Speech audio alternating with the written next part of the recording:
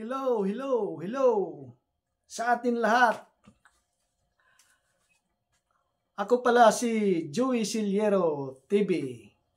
At pagpasok nyo pa lang, likes na tayo at paki-subscribe si Joey Siliero TV.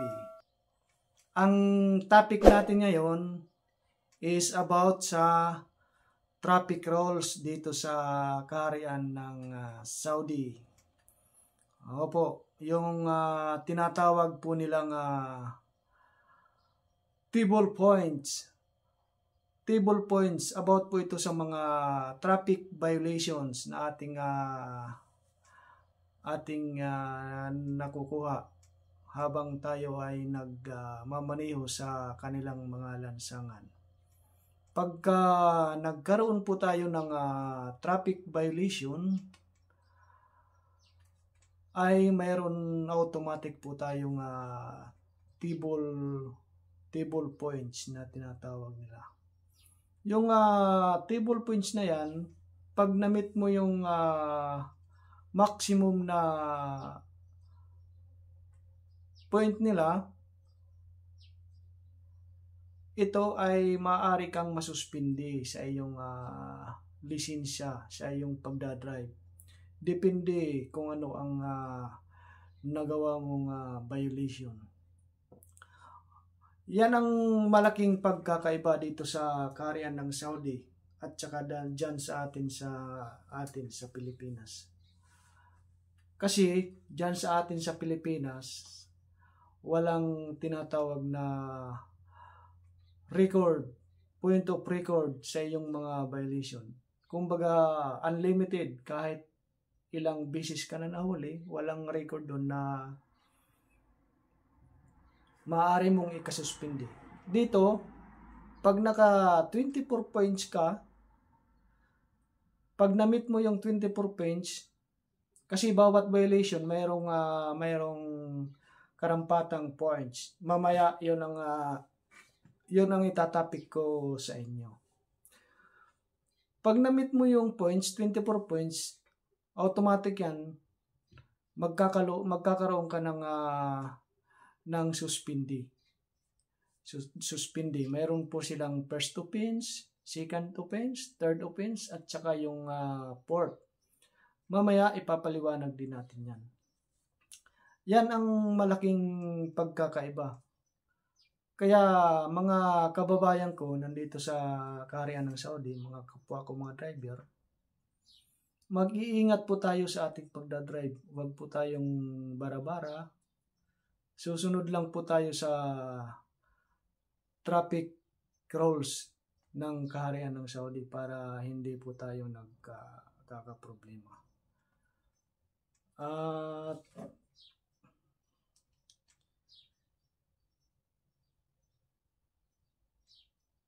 Bago ko topic ang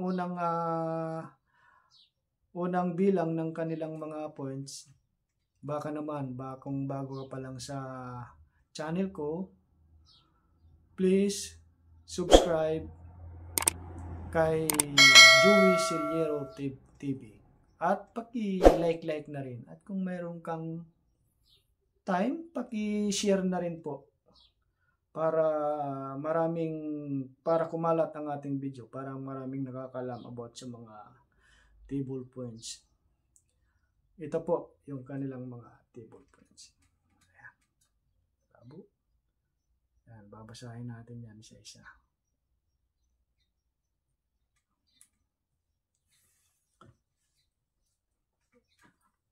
Number 1.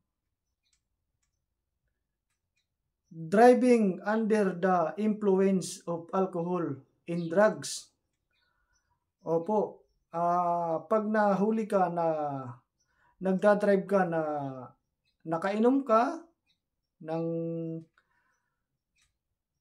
alak at saka o di kaya nakadrugs ka, mayroon po siyang bilang na 24 points. Opo, 24 points yan. At saka itong number 2, yung drifting. Yung drifting, ganun din po siya, 24 points. Itong dalawa na magkasunod, pagka nag-violate ka sa dalawa na ito, either itong driving under the influence of alcohol and drugs, 24 points yan, at itong drifting, 24 points din. Pag ito ang na-violate mo kahit alin sa dalawa na ito, sa nabanggit ko, automatic masususpindi ka. Kasi hanggang 24 points lang ang maximum na bilang ng kanilang table point. Mayroon ka ng babayaran na violation, and at this time, masususpindi ka pa. Masususpindi pa ang iyong lisensya. Sa loob ng, yung unang first offense pala, pagka ma-reach mo yung 24 points, yung first offense mo is 3 months suspension. 3 months suspension po yon sa first offense. Tapos, sa second offense, pag na-reach mo ulit yung 24 points, sususpindi naman ng 6 months. 6 months yung lisensya mo. Automatic yan. Basta maka-reach ka ng 24 points, 6 months sa second offense.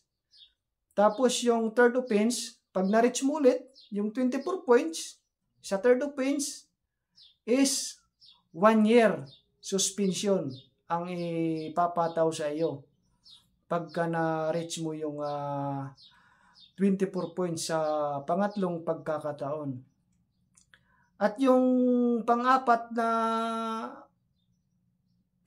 na fourth offense, pag na-reach mo ulit yung 24 points, ay automatic revoke yung inyo pong lisensya. Yun po yun. Bale, 4 na beses ka ma-reach mo yung 24 points sa mga violation. Automatic, pag naka-4 na beses ka ng naka 24 points, revoke yung lisensya mo. Automatic yan. Kasi nasa record nila, nasa point system, nasa record nila, nasa system nila yan. Kaya hindi ka makakapagtanggi. Bawat violation mo, naka-record yan sa kanilang sistema. Kaya yun ang pinapayo ko sa ating mga driver dito sa Kaharian. At sa mga paparating pa lang, mga balak na mag-apply, papuntang Kaharian ng Saudi, yun po yun. Ngayon pa lang, dapat maging aware po tayo dito sa tinatawag nilang table points kasi napakahalaga po nito. Meron ka ng babayaran na violation and at the same time, mayroon ka pang bilang na points na maaari mong ikasuspindi. At dumako naman tayo sa pangatlo. Yung pangatlo, not stopping while the red light is on. Halimbawa, nagbiting the red light ka. Mababa lang naman yung bilang ng points nila. 12 points. 12 points lang. Pero pag nakadalawang beses ka, magbiting the red light, 24 points, automatic. 3 months suspension sa iyong lisensya. At yung panglima, fast and reckless driving between vehicles on public roads. Ayan.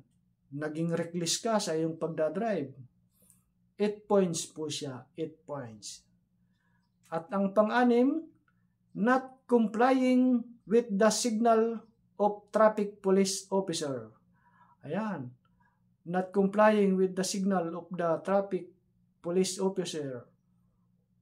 Point 8. Itong beating the red light pala, balikan ko lang itong number 3, yung 12 points, yung beating the red light. Yung penalty dyan is 3,000 real ang penalty dyan, ang babayaran mo. Pag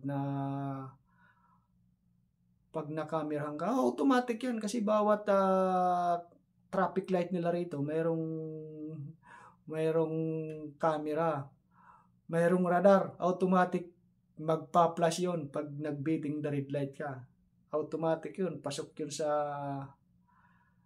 iyo. Lalo-lalo na sa mga kumpanya kasi yung mga kumpanya, company driver, yung rehistro ng sasakyan naka-link yan sa iyong drive, sa iyong ikama. Ipinapasok nila yan para once na nakamirahan, automatic yun, pasok yun sa ikama mo. Ikaw ang magbabayad nun. Hindi katulad sa aming mga family driver, pag nakakamirahan kami, hindi pumapasok sa aming ikama. Kasi yung sasakyan hindi naman inilipat sa aming record ng aming ikama. Kaya pag nakamirahan kami, ang magbabayad nun yung aming employer, kung sinong nakapangalan doon sa rehistro. Siya po ang magbabayad nun. Pero karamihan dito, ichina-charge yun sa amin pagka mayroong kang violation. Ichina-charge yun pagka sweldo, kinakaltas yun. Kaya wala kang lusot. Pero ibig sabihin, pag mayroong table points, hindi na ma-record sa lisensya mo kasi naka-record yun sa employer mo kung sinong naka-register doon sa sasakyan. Yun ang rito, mga traffic rules. Mahigpit, napakahigpit po dito sa area ng Saudi. At ito naman, yung pito, driving vehicle without brakes or light. Nag-drive ka na walang brake, na walang ng preno, at saka kulang sa mga lights, mga signal lights. 8 points po, 8 points. Number 8, not completely stopping at the traffic sign stop. 6 point. Not respecting priority rules. 6 point. Number 10, exceeding the speed limit by more than 25 km per hour. 6 point din po siya. Allowing no priority to vehicle in a roundabout. Ayan. 6 point. Ito pa, isa pa ito. About sa mga roundabout. Ang roundabout, ang rules dyan is, kung sino ang nasa loob ng roundabouts, yun ang priority. Yun ang priority, lalong-lalo na yung mga pa-exit ng roundabout. Kung ikaw ay papasok ng roundabout, mag-give ka talaga doon sa nasa loob ng aantayin mo na maka-exit sila, makalabas. Yun ang rules dito about sa roundabout. Tapos itong pang-12, overtaking vehicle in prohibited places. 6 point. Stopping on railways. 6 point. Exceeding the speed limit by not more than 25 kilometers per hour. 4 points. Driving on lanes not indented for driving. 4 points. Overtaking school buses when they stop to let the student in and out. 4 points. Ayun. Yung school bus daw na nakahinto, na inobertigan mo. 4 points po siya. Uncovering or untying transported loads. Ayan, hindi ka nag-cover sa mga pangarga mo. Halimbawa, truck driver. 4 points po siya. Making additional amendment to the vehicle body without following legal procedure. 4 points. Not wearing seatbelt. 2 points. Using mobile without hand-free device. 2 point. Ayan po, sa paggamit ng cellphone, mayroon pong violation po dito yan. Mayroon bilang po na 2 points. Tapos, mayroon ka pang babayaran na penalty na 500 rial. Opo, 500 rial po ang cellphone. Kasi ako, naka-violate na ako nito isang beses. Nahulihan na ako ng cellphone. Nakamirahan ako. Kagaya ng sinabi ko nung dati, na pag nahuli ka, nakamirahan ka, hindi papasok sa ikama natin yon. Papasok yun doon sa sasakyan kasi yung naplakahan, yung nakamirahan yung plaka. Kaya pasok yun doon sa kung sino ang nakapangalan doon sa sasakyan. Kaya sa kanya. Pero kinaltasan ako ng aking amo na 500. Yun. Kaya nasabi ko 500 yung kaltas kasi kinaltasan ako. At hindi ko naman maitatanggi kasi mayroong text. Nandun lahat yung impormasyon at aminado rin naman ako na nagsilpon ako sa mga oras na yun. Kaya hindi ka makakatanggi na sabihin mo baka isipin mo baka ginagawang-gawan ka lang ng kwento ng amo mo para ka lang makaltasan kahit na wala. Mayroon kasi mayroong text. Hanapin mo. Nasaan yung text, sir? Gano'n. Ipinakita naman niya sa akin kaya hindi na ako nagipagdebate sa kanya. At ito ang last, yung pang 21. Not wearing a helmet when riding a motorbike. Ayun. 2 points. Dito naman kasi hindi naman kasi gaano uso yung ano rito. Motor. Karamihan dito, 4 wheels. 4 wheels dito. Yun, mayroon siyang 21 na mga klaseng mga violation na maaaring may dadagdag sa iyong bilang ng iyong mga points. Yun.